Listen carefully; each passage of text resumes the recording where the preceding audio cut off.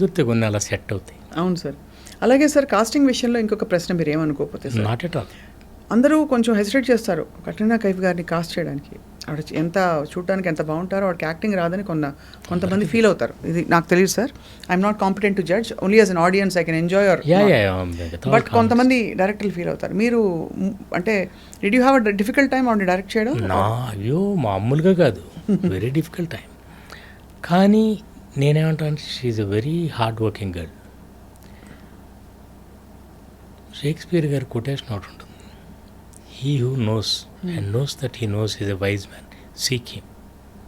He who knows and knows not that he knows is asleep, wake him.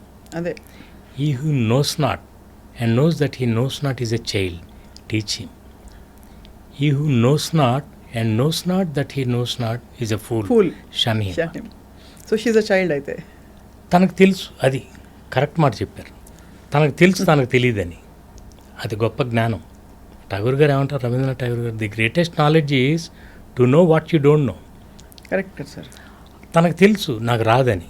అట్లా hard working అని నేను ఎందుకన్నా అంటే, ప్రతి మైన్యూట్ డీటెయిల్ అడిగి తనకు అంటే బాడీ లాంగ్వేజ్ లేదు అసలు. ఫస్ట్ ఆఫ్ ఆల్ ఒక్కోసారి నేను సరిగ్గా కూర్చో, పళ్ళు టీక్కరు, గ్రాండ్ ఫాదర్ ఉన్నారు పక్కన, కొంచెం సరిగ్గా నువ్వు సర్దుకొని కూర్చో, తెలియదు తనకు. అది అంటే వాళ్ళు they brought up in a different atmosphere.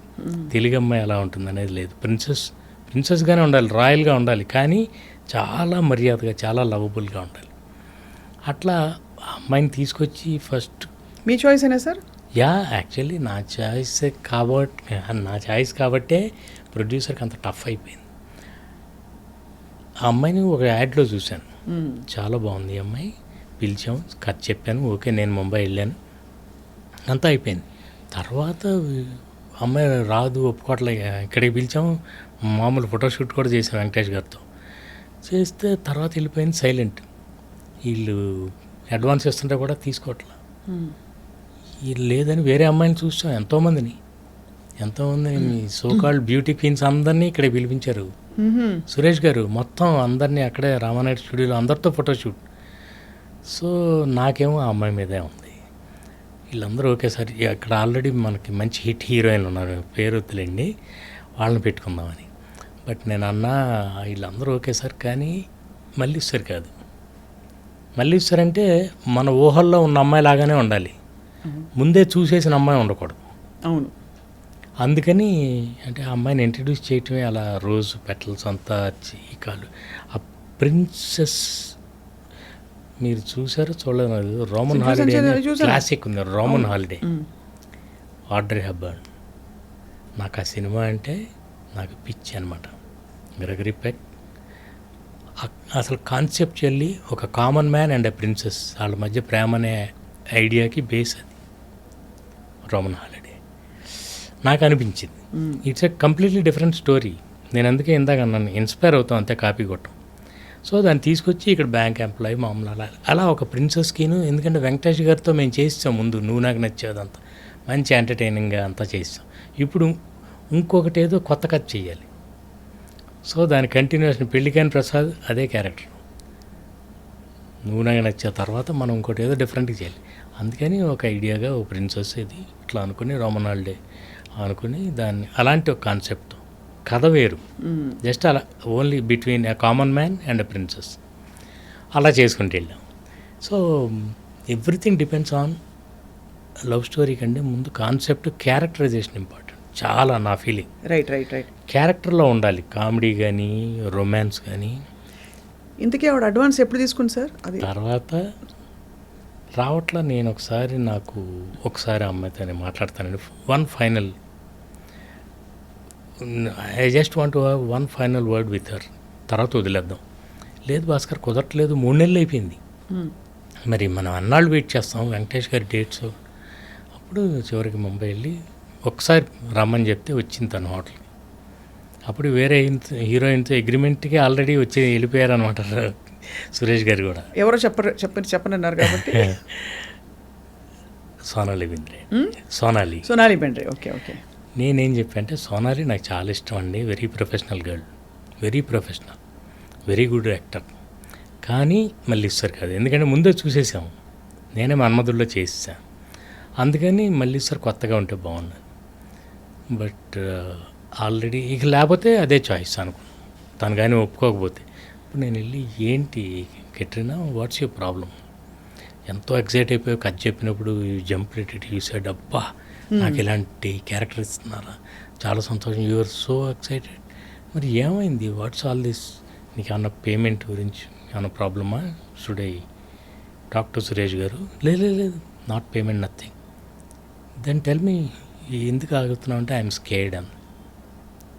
Why are scared అంటే I don't know the language అంది.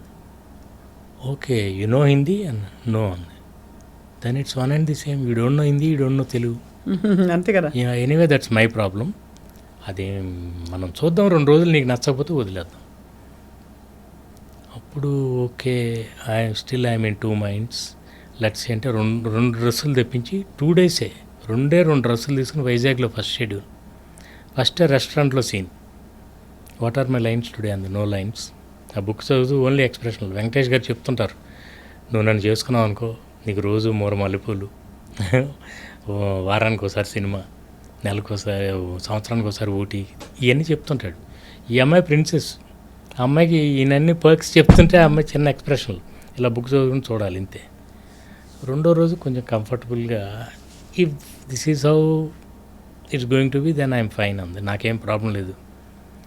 అలాంటి అమ్మాయి చివరికి వెళ్ళేసరికి క్లైమాక్స్ 3 పేజీల డైలాగ్స్ అవి మొత్తం నేర్చుకుని అప్పుడు నన్ను అంది, you have cheated me sir, you told me you need not by heart all those lines, నేను మేనేజ్ చేస్తానని చెప్పారు.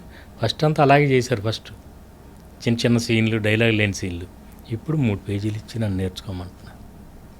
నన్ను నీకే పేరు వస్తుంది, నువ్వు చెప్పకపోతే నీ తల వెనకాల కెమెరా పెట్టి తీసేస్తా, నాకు పేరు వస్తుంది అంటే అమ్మమ్మ వద్దు, నాకు పేరు రాపోయిన పర్లేదు మీకు రాకూడదు అని వెళ్ళింది.